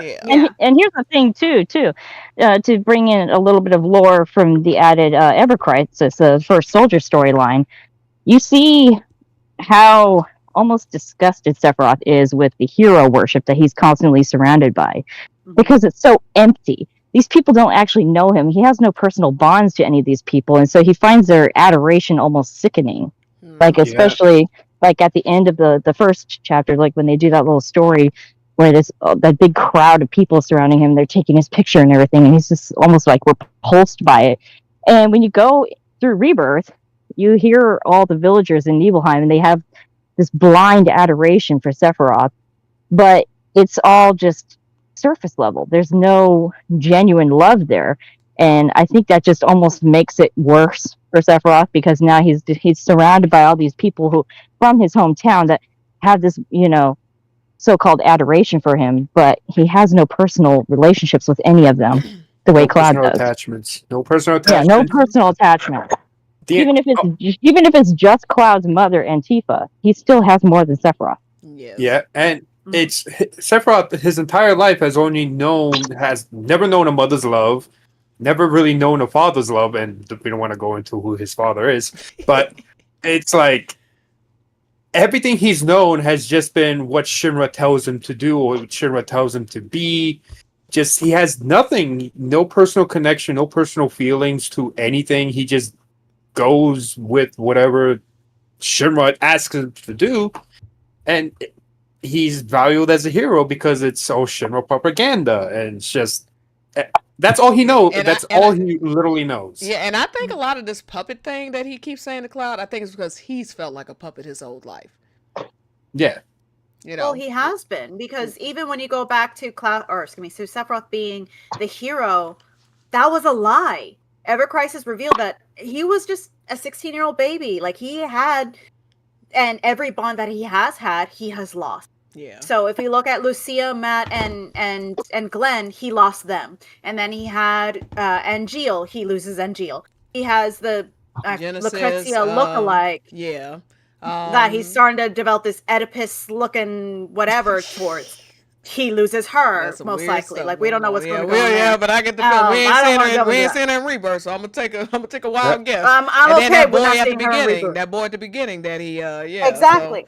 So Rosen, we have all of these instances of Sephiroth desperate for connection, of him wanting to have something real, but his very foundation is a lie. He wasn't born, he was made. His mother isn't Genova, it's Lucrezia. Everything about his existence is a lie. So by the time he might be better. Might be better off, at least she around. I could go on a rant about that. But here's the thing though. So I think by the time he reaches Nibelheim, like, even without Genova's influence on him, it's still the straw that broke the camel's back. Because like you said, he is exhausted. He has had to deal with promos. He's had to deal with the propaganda machine. He's had to deal with being this high and mighty persona when really he's probably just a theater kid. And everyone he probably watching just wanted his to hang out, move all the time. Yeah. You know, like always having to be perfect. He didn't have any privacy. Anybody. Exactly. He didn't have privacy. He wasn't able to form lifelong friendships. And like you said, with Angeal and Genesis, I genuinely believe that they have been very close friends, but because Sephiroth was so under the thumb of Shinra, they couldn't even get to him. Like, so they had to sneak. They had to, like, sneak around just to have fun with each other, and, like, you know, have, like, their little adventures in the VR room, because they couldn't. Sephiroth couldn't leave. He was a prisoner in his tower.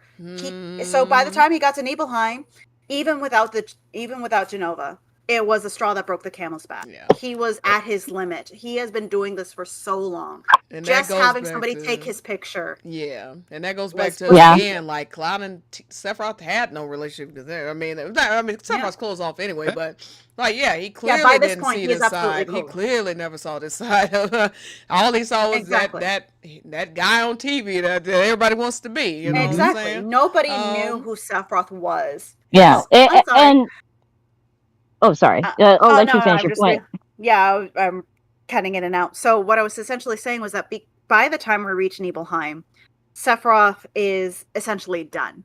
Mm-hmm. He is so done with everything, because when you really think about it, the way that he's lived his life, even without the alien influence, is enough to drive anyone mad. Yeah. Oh, of course. And One bad day. even if we were to remove the speculation of whether or not Sephiroth was jealous, which I genuinely do believe he was jealous, even if we were to remove that, up until this point, he is done. Like, all you need to do is have one bad day and you're gonna, right? Yeah. That's You're any gonna snap. person, And I think, even somebody that is in mentally some way he's also trying to project that onto Cloud. You know, like if a person is pushed enough, anybody can break. You know, so it's a very interesting dynamic that goes on between. Sephiroth sees something of himself in Cloud. Yeah, exactly. That's his fixation on Cloud for sure. Yeah, and I forget exactly who said this. It might have been Gino, but Cloud, like Sephiroth, is what Cloud would be if he didn't have the bond with his mother and with Tifa. Absolutely. Cloud's bonds, his friendships, his love, that is what separates him from Sephiroth. Yes, exactly. And that's a beautiful way to put it. Sephiroth is denied. Yeah, Sephiroth is denied the opportunity to love somebody. Yeah, and and that's a beautiful way to transition back to what we're discussing is like the reason I wanted to talk about these relationships. They said that bonds was a big part of rebirth. Exactly. And I don't think it's just I think primarily, the reason Cloud is the focus, they make it as an affinity system, but really is you're seeing Cloud form these bonds with the team. You're seeing how each unique bond with these team members and the bonds of the past shape him into who he is and who ultimately, yes, at some point he does break. But he only is held on this long because of these bonds. And it's these bonds it's these bonds, primarily Tifa, because, her role is to save him and their deep connection, their lifelong connection. Yeah. She's the one able to pull him back from the darkness. But it's also his love for these other people, wanting to avenge, wanting to honor Zack, avenge Aerith, wanting to save the planet, that has the daughter that Barret loves, Nanaki's hometown, but like all these things that they also care about, Exactly. Sephiroth had a mirage of bonds, and they all fell apart in Crisis Core, and then he fell apart. Yeah, sorry. Go to last thoughts on Sephiroth, because Ria was absolutely right. This was not short. Yeah. Go ahead, Monk, and then Loony. Okay. Oh, I was just gonna say that that is the reason why why Rebirth focused so much on Sephiroth and his attempts to break those bonds, specifically the bond between Cloud and Tifa, because that's his longest bond. He has the strongest bond with Tifa out of anyone in the group. He's severing the ties between him and the rest of the group as well, but Sephiroth is paying close attention to Cloud's bond with Tifa and severing that bond because he knows if he can break the bonds that Cloud has, that's his strength, but that's also his Achilles heel. If he can break those bonds, then Cloud is much more malleable. Yeah, because Sephiroth, even though Sephiroth doesn't actually understand love, he understands, like I said, again, not to sound like a Sailor Moon episode, but the power of love, okay? And he sees that this thing with Tifa runs a risk of threatening his goals, because even though she doesn't win every battle, he sees that Tifa could win the war, And it's because of how real Cloud feels about her. He can't change that. And it's part of why he defeated he defeated Sephiroth in the first place. Go ahead, Loony, and then we'll sneak in a little bit of thoughts for Barret and Aerith. Yeah, I just wanted to view it through more of a writing perspective. The stronger you make a bond between characters, the more emotionally you make them, the stronger you make them, the more satisfying it is for a villain to break it apart. It's more satisfying for us as viewers to see that moment where it eventually all just shatters. Because we connect very dearly with these characters. So with Sephiroth, the constant like fuckery he does with Cloud to try to break these bonds, especially to hit one of his strongest bonds with Tifa, is to see that eventual fall from Cloud so that, you know, he could then eventually do what he does in the North Crater. But through a writing perspective, that's exactly what you need to do. You have to create these strong bonds, and then a villain whose purpose is to destroy or like make the main character suffer. The stronger it is, the more satisfying that destruction of that bond becomes, and that's exactly what Sephiroth is doing by targeting Tifa specifically, as well as other characters that Cloud has a strong bond with. Mm-hmm. So that's why it works so well, and why they kind of have like a symbiotic relationship. Yes. But they're complete opposites of who they are. And Sephiroth, after everything he has gone through with everything from for Soldier and Ever Crisis, he wants to see the same thing happen to Cloud because he sees Cloud in himself of what he wanted to always be, but could never grab it because of how he grew up, and he wants to see Cloud go through all that suffering. Yes, absolutely. Perfectly put. Absolutely. Okay, let's try to sneak in a couple of minutes talking about his relationship with Barret and Aerith. Yeah, this has been a great discussion. By the way, just want to reintroduce my guests. We have Ria. She put out a great video earlier, by the way. Please check out her channel. You can see her information in the description below. We have Loony. You can also see his social media links below as well. So he is a first-time guest, so happy to have him, and we're definitely going to have him back. And then we have, of course, Tifa the Monk. She joined us. And hello. Yes. So we got about 10 minutes left. So I'll at least show the graphics I had for Barret in there. So I love they just have this real brotherhood, Barret and Cloud. And like with every relationship, again, that Cloud has, you see a lot more of it in the re-trilogy. I love that they were so contentious in the beginning, but they both had this shared love for Tifa. And again, it's not all, like, even though he's in love with her, it's not always a romantic love that I'm talking about. Like, just a love for her. And I'm sure she was giving Barret hell just as much as she was, lecturing Cloud on opening up to people. I'm sure she was like, Barret, give him a chance, okay? Like, and they were both being little shits about it, but They were.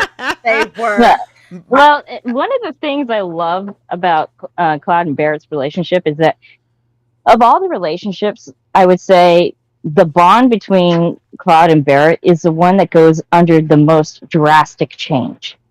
Cloud doesn't have, he has, moments of contention with all the party members, but the relationship with Barret is the one that goes from a rocky start to Barret being part of Cloud's family. Like, he includes Barret in his family. Like, he is a closer friend than the rest of the party outside of Tifa. Absolutely. And it's really amazing to see how well they handled like the gradual trust building that's going on there. Mm-hmm. And yeah, in fact, their dialogue is the only dialogue that actually evolves throughout Remake. Yep. Mm-hmm. Yeah, absolutely. Definitely. And it's amazing to see the growth from even just like, it's going to continue to grow, but just the growth from, their first interaction in the reactor to, Barret and Cloud's interaction when he loses Dyne. It's such a it's such an amazing transition, and Really it an shows underrated how scene. I mean, it's an excellent it's scene. really underrated. And you know, it just, it's a dynamic where yes, they have like a brotherly bond, but it's almost like Barret also, you know, kind of similar to with Tifa. Barret feels almost like this fatherly role to Mhm. Cloud as well. Mhm. Yeah, and Barret, he gives off fatherly vibes. You know, that's just Yeah. how he Because is. he's Papa Bear. He's Yeah. Papa Bear, Big yes. sexy Papa Bear. And Mhm. there's you know, there's times when Barret can be brash and whatnot, but there's also moments where Barret, you know, has wisdom beyond Cloud and Tifa, Yeah. Mhm. and he's able to kind of extol these moments of wisdom, you know, especially in emotional moments where he's like, hey, hey, you know, And keep your Yeah. yeah, and when you think about the fact that Cloud had no father growing up, and Barry kind of filling that role in his life, the first person to fill that role in his life, really. Um, Mhm. Yeah. that's Yeah. such an interesting dynamic that It is. evolves between them, because he has that, alpha male presence in his life, but one that genuinely is looking out. Like, yeah, Barry has his own issues, but he is genuinely looking out for him and Tifa, and Yeah. he trusts Barry. Like, when they're in that reactor and Cloud is like, this is do or die, he doesn't just say, Tifa, run. He knows Tifa's not gonna leave him. He entrusts Barret to get her out of there. He says, Yeah. Barret, take her and run, because she was never gonna Mhm. leave him there. And No, she and just wasn't. like and Barret saw it in that moment, that he was trusting him with the most precious thing to him, and said, Exactly. Yep. I was wrong about you. It was just such a beautiful. I Yeah. love the whole remake. Oh Yeah. my god, it's crazy. Yeah. Looney, go ahead. Remake and Rebirth has done so many wonderful things with character developments through not just like through the entire cast. It's just been so wonderful to see how much it has been fleshed out and how much their bonds have grown. Cloud and Barret are very similar to each other in a lot of ways that they sometimes probably don't even realize that how similar they are. Um, he's definitely his relationship with Cloud is definitely more of like, I view it more as an uncle nephew type of thing, where like the oh, what happened? Yep, sorry. Oh, That's me. okay. um, where he's just like this. He's like, damn. I'm trying to find the right words.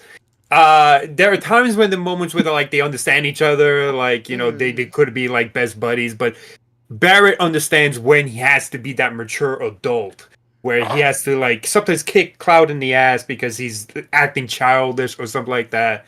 Like the whole gold saucer date between the two of them was just so good, Mm-hmm. and showcases just how great their bond and relationship has advanced from the very beginning to where they are at the end of Rebirth, and it's just so wonderful to see, and they're can't wait to see what else they do in part 3. But Agreed.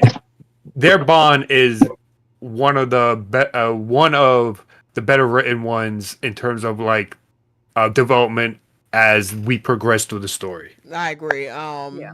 And I agree I as wish well. there was room for more people. And honestly, we ain't even gonna have time for it. But Yuffie is another person I would have added as well, because Oh yeah. his obviously his mom with Tifa takes the show, but Zack and Barret I would definitely put Yeah, they're the two next on positive that male role list models in for his life. sure. Absolutely. Mhm. And it's amazing, Well, especially when Zack is not even alive. You still feel that. It's crazy, because they did such a good job of showing it in Crisis Core, and still you could still feel that love between them, even through death. Yeah. So yeah. yes. Well, I was just gonna briefly say, because we were talking about the relationships that impact his life. Obviously Aerith's death. Aerith's death is another failure for Cloud. Now, I mean, so of course everyone knows Aerith is the um Zack's one and only love. They describe him as her first love, etc. And speaking of his relationship with Zack, it was heartbreaking to me that Zack asked him to save Aerith as well, and they're doing so many things that show why he naturally goes into this phase of guilt, more so than they did in the past, because you see the bond between Cloud and Aerith grow. They have this shared bond, even though they don't actively know it about Hojo. They both were tortured by Hojo for years, or watched the loved one be tortured, I guess in Aerith's case. And I mean, just being held captive, that's torture too. You know what I mean? Like, yeah, so they have that shared bond. He was tortured for years. Yeah. They both lost Zack, and they just have this banter about them. That's a lot of their banter is cute to me. It's like just a little sibling type squabbling and stuff. She plays the big sister role sometimes, but she's also this girl like that has these conflicting moments. Has this confliction in her because because of the soldier persona, he is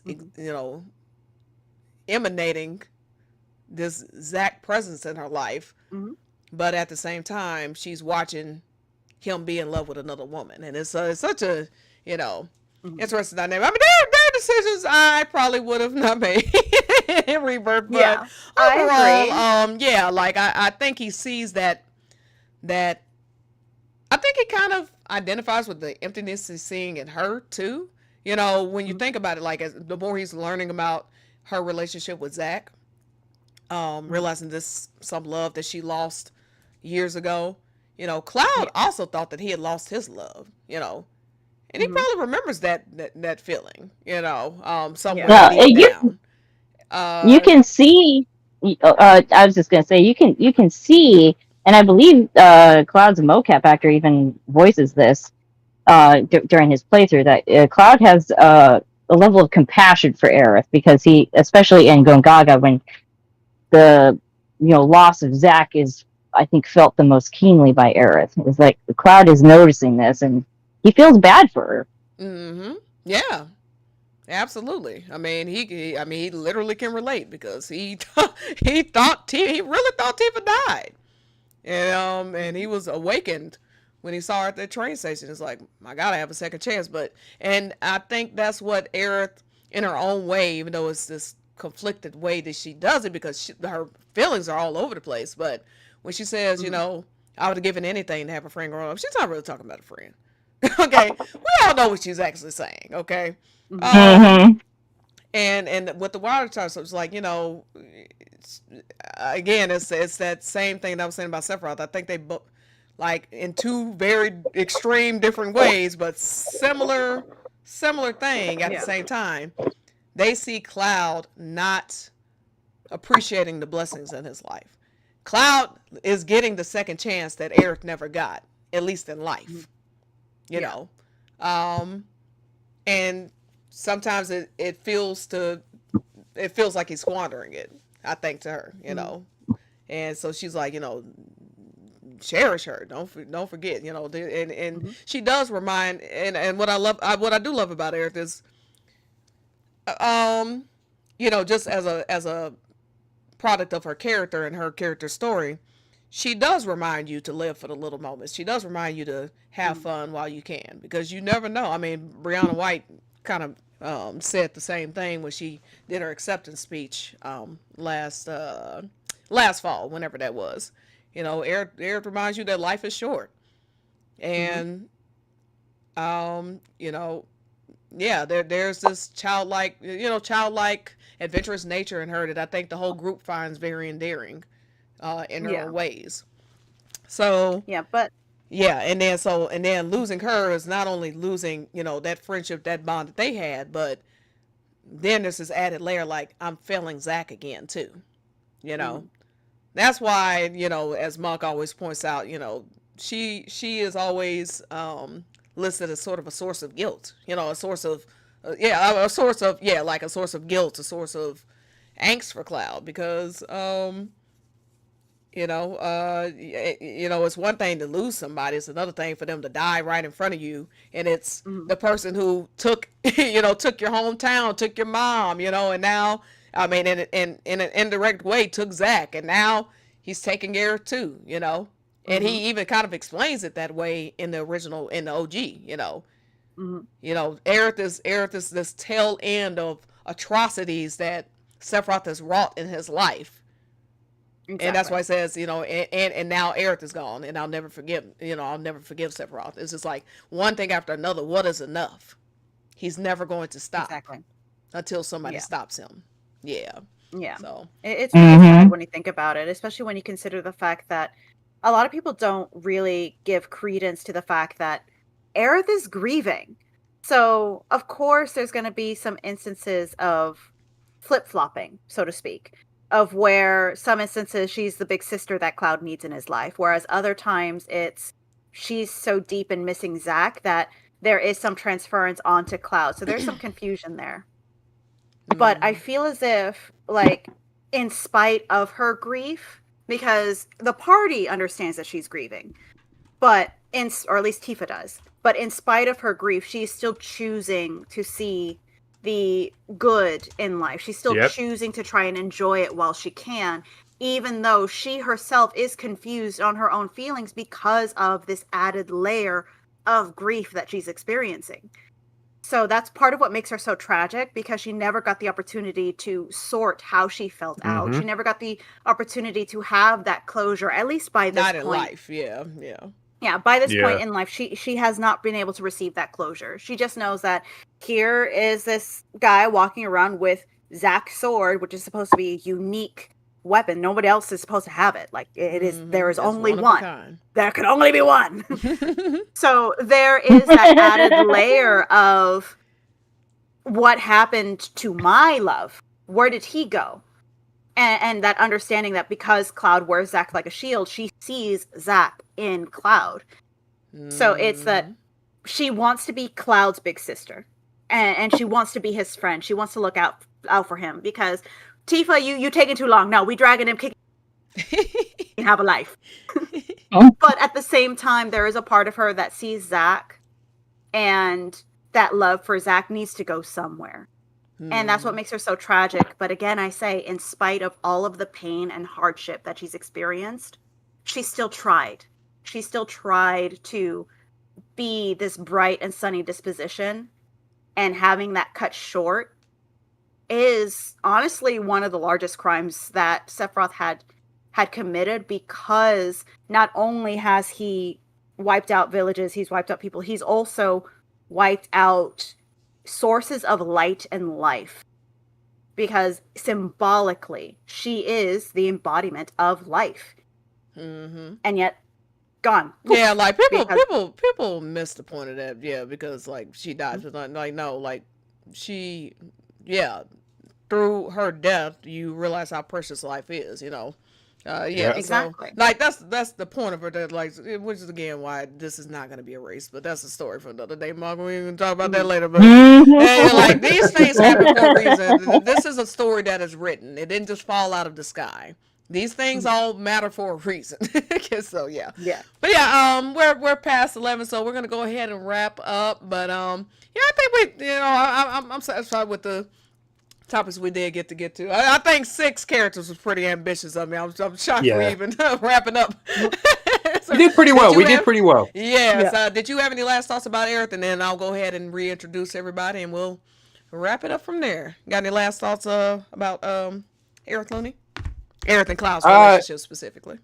Yeah, well, to me, Aerith always represented the fun, joyous, and like the good things about life in general. Something that I feel Cloud has never actually looked at, because his focus has always been goal oriented. So what she does for him is allow him to be more open to everything else that goes around the world about life and trying new things, you know, and helping him see, like, you don't always have to be goal driven. Look at everything around you. You know, look at your relationships with other characters, you know, look at the bonds that you develop, and allow Cloud to be a little bit more expressive in that way and see things that maybe he never really saw because he's always goal oriented. And in return, Cloud allows the opportunity for Aerith to go see everything that she always wanted to see, everything that she always missed, because she's always been trapped, always been watched by Shinra and the Turks and all that. And he allows and gives her the opportunity to go out and see the world, see why she loves life, why she loves everything about it. And that's what their relationship is. It's them seeing things that maybe they have never seen before because of their own personal reasons, like Cloud always being goal-oriented and Aerith always being trapped and not seeing the world to its fullest. Yeah, that's very interesting way, but I've never heard anybody put it that way. Yeah, that's a great point. There's this author that I don't want to misquote her, but she makes a similar point actually, I think. Yeah, so yeah, that's a very interesting way to put it for sure. Oh, thank you. All right, well, Lord, this thing was killing me. Earring falling off and everything. All right, it's definitely time to go. So, Yeah. Thank you for having me. Yeah, I had fun. We're definitely going to do this again. Well, happy birthday, Cloud. Thank you again for my Happy birthday, Cloud. Thank you again for my guests. Again, we have Ria, Loony, and Tifa the Monk. I will make sure all of their information is in the description box for you. Please go subscribe to their channels.